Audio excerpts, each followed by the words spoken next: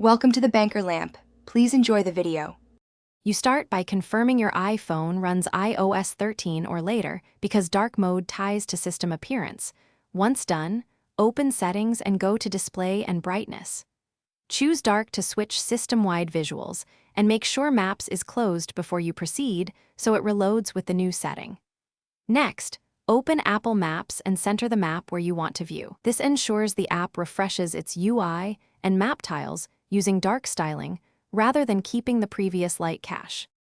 Once Maps is open, tap the Layers or Info icon to reach map display options. You want to select night or dark map style when present because it adjusts road and POI contrast for low light. If that direct option isn't listed, make sure System Dark Mode remains enabled. Maps will adopt it automatically. Also switch between 3D and standard views to confirm tile rendering.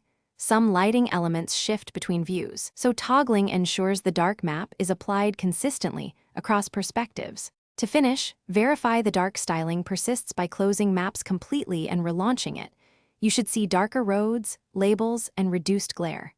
If that doesn't happen, restart your device or toggle dark mode off and back on to flush cache tiles. Make sure Maps and iOS are up to date, because older versions can lack dark map tiles. If problems remain, a quick restart usually resolves rendering issues, and if not, update software before trying these steps again.